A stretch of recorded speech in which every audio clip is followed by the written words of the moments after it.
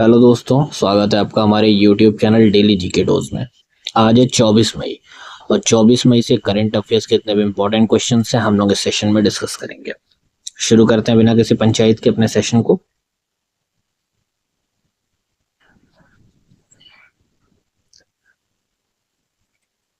पहला question, who won the gold medal in the women's 10 metre air pistol event at the ISSF junior world cup 2025 in Germany. ISSF junior विश्व cup 2025 में महिलाओं की 10 metre air pistol स्पर्धा में स्वर्ण पदक किसने जीता है? ऑप्शन है आपके अन्नाडुल से, कनक बुधवार, चेन येंग चिंग या मनु भाकर। तो भी हाल ही में ISSF जूनियर विश्व कप 2025 में महिलाओं की 10 मीटर एयर पिस्टल स्पर्धा में स्वर्ण पदक कनक बुधवार ने जीता है, नॉट बृहस्पतिवार, इट्स बुधवार। एक चीज और ध्यान रखिएगा, यहाँ से एक और क्वेश्चन जनरेट होता है कि ISSF जूनियर वर्ल्ड कप 2025 कहां पर हुआ है? जर्मनी में हुआ है। तो ऑप्शन नंबर बी करेक्ट है इस क्वेश्चन का।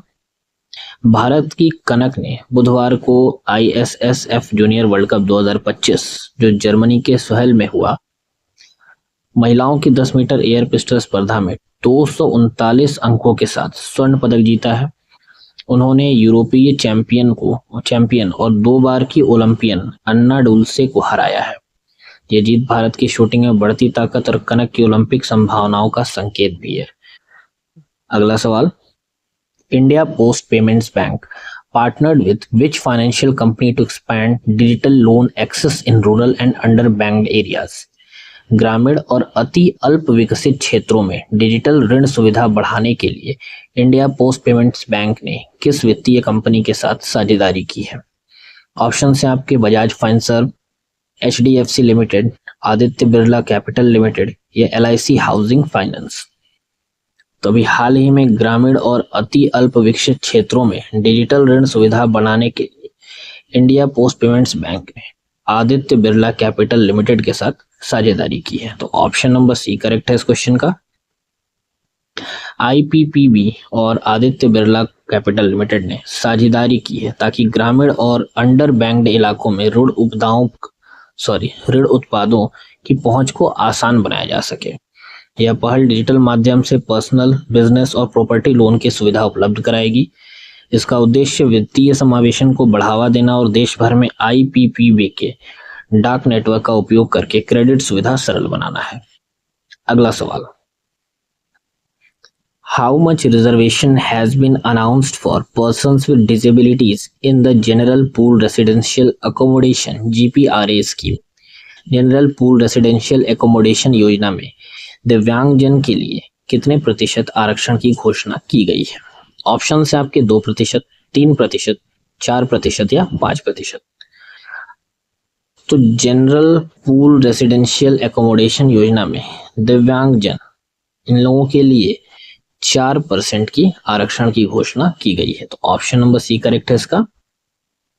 आवास और शहरी कार्य मंत्रालय ने दिव्यांग अधिकारियों के लिए GPRA योजना में 4% आरक्षण की घोषणा की है। यह नियम ASO से लेकर डायरेक्टर स्तर तक के केंद्रीय सरकारी अधिकारियों पर लागू होगा। ये पहल RPWD एक्ट 2016 के तहत दिव्यांगों को आवास में समान अवसर सुनिश्चित करने के लिए की गई है। UDID कार्ड को मान्य प्रमाण के रूप में स्वीकार किया जाएगा और मासिक बिडिंग में इन्हें प्राथमिकता भी दी जाएगी।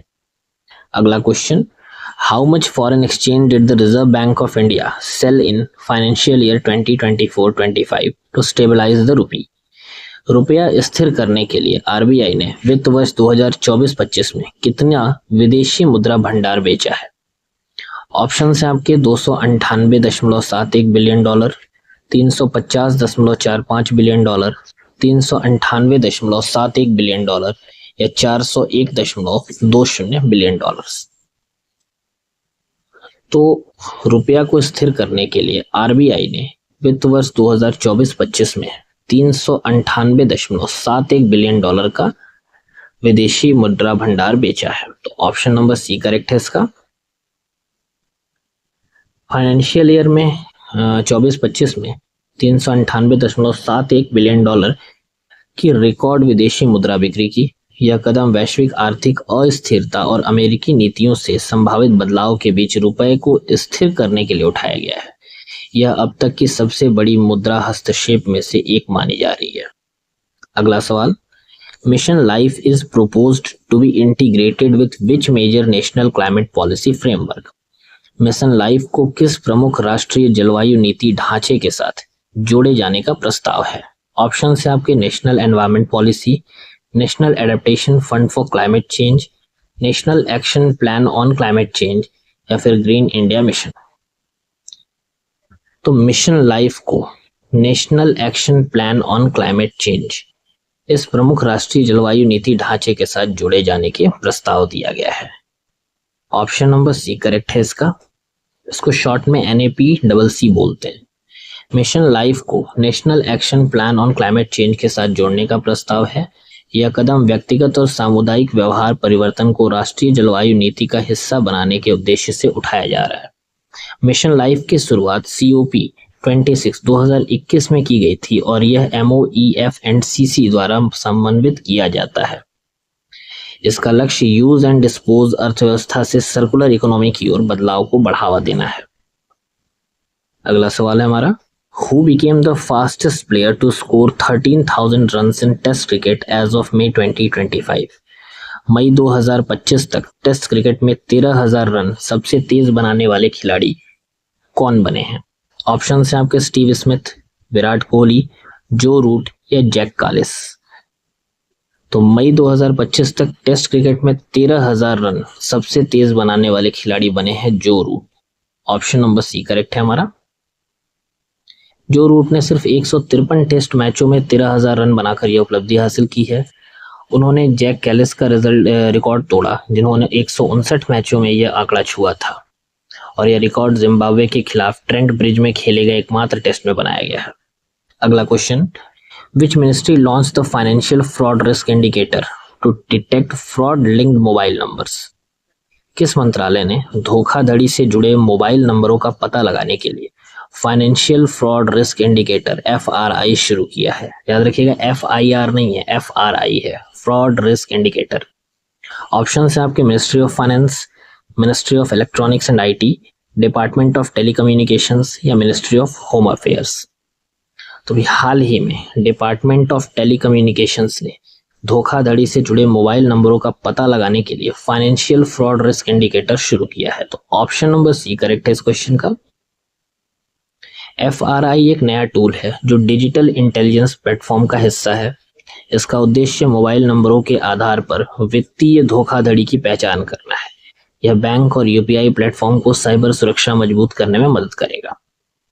नेक्स्ट क्वेश्चन है हमारा, As per the latest guidelines by the Election Commission, where are voters required to deposit their mobile phones on poll day? चुनाव आयोग के नवीनतम निर्देशों के अनुसार मतदान के दिन मतदाताओं को अपने मोबाइल फोन कहां जमा कराने होंगे? ऑप्शन है आपके inside the polling station, with the presiding officer, just outside the polling station या at the nearest police booth. तो चुनाव आयोग के नवीनतम निर्देशों के अनुसार मतदान के दिन मतदाताओं को अपने मोबाइल फोन पोलिंग स्टेशन के जस्ट बाहर जमा कराने होंगे। तो ऑप्शन नंबर सी करेक्ट है इस क्वेश्चन का।